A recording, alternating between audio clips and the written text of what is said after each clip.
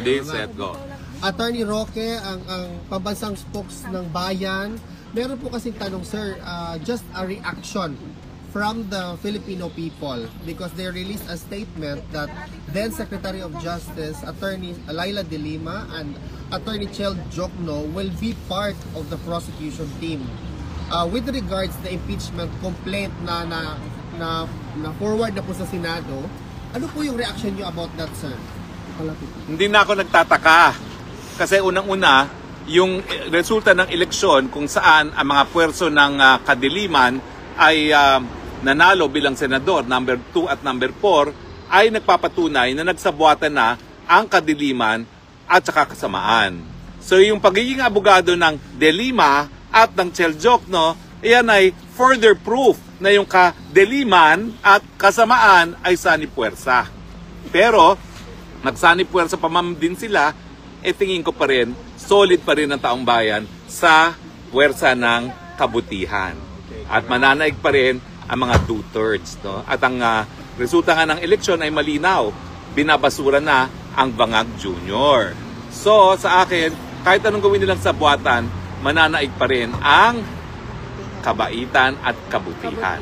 Attorney, yung agam-agam nila na sinasabi nila daw na yung decision in favor of then Secretary Justice De Lima ay how do I say that? Nabaliktad. Well, nakakuha na ako ng kopya ng isang desisyon na nabaliktad ang desisyon ng RTC. Okay. Ang problema, ang nakita ko lang dispositive portion na nag-grant yung petition for certiorari ng people of the Philippines laban sa desisyon na pabor kay De Lima. At ino-order ang Regional Trial Court na ipagpatuloy ang pagdinig ng kaso ni Laila De Lima. So bagamat hindi ko pa nakikita talaga yung desisyon at dispositive portion pa lang ang nakikita ko, mukhang nabaliwala ang pagkaka-absulto kay De Lima at haharap na naman siya sa hukuman. Now, kay De Lima at ang kanyang mga kasamang puwersa ng kadiliman, ang aking mensahe, hayan. Wala kasing sekreto na hindi maisasa publiko. Sinabi ko naman na ang judge na nag-grant na kanyang petition para siya maabsulto ay estudyante niya. Hindi niya yan pinasinungalingan. Ang sabi lang niya, I do not remember. Na sa akin, incredible. Dahil ako, mas matagal ako nagturo sa kanya, full-time ako, hindi part-time. At walang estudyante ko na naging judge na hindi ko alam. Dahil kada judge na maging na ma-appoint na estudyante mo, that's parang a medal to a professor of law.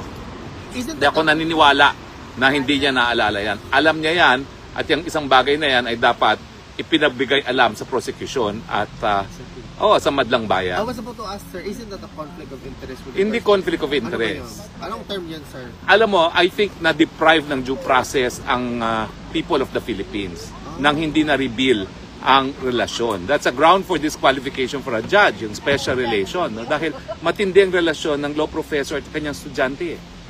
Can you imagine a student convicting a former law professor? Sa akin, hindi. So dapat yan, isinapubliko. Now, kung isinapubliko yan at hindi nag-object ang prosecution, wala salang problema. Pero sinikreto.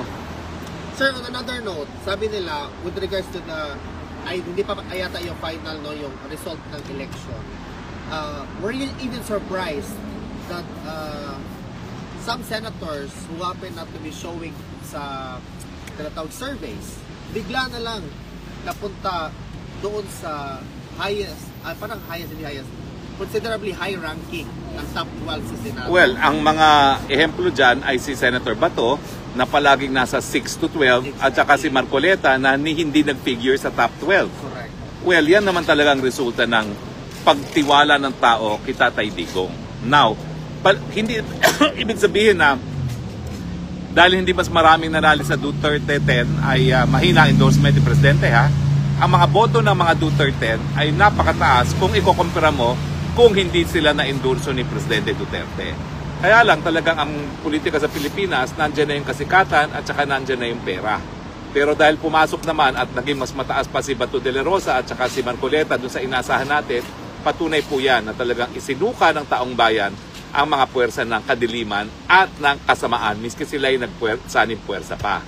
At syempre, ang importante talaga, ligtas na si BP Sara sa impeachment trial dahil meron na tayong 6 na solid at ang pagpipilian na lang natin para sa 2 pang kinakailangan na boto, kailangan lang natin 8 para ma-dismiss yung impeachment trial ay 2 magkapatid Cayetano, 2 magkapatid na Estrada, Mark Villar, Joel Villanueva.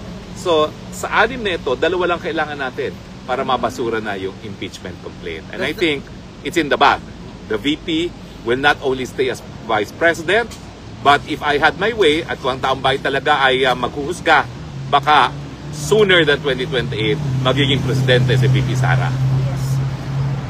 And then after that, attorney, they will have 1 year na parang 1 year ban, hindi sila makafile ng another impeachment complaint. Yes, there's a 1-year bar. Bar. So the next impeachment that they can file, alam mo may issue pa dyan kasi nasa Korte Suprema pa yan. Oo.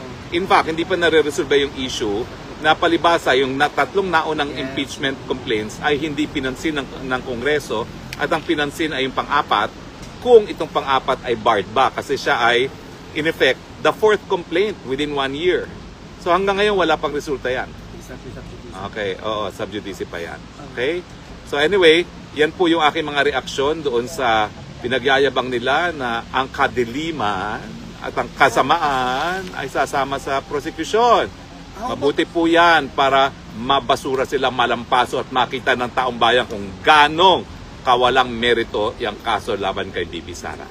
Attorney, ko na isa pang question. Yes, of Sabi course. nila na the biggest show of support talaga ay yung nangyari sa gubernatorial candidacy race sa Cebu. Kasi si now Governor Pam Maricuatro, which was proclaimed already, ano lang siya, silent lang siya.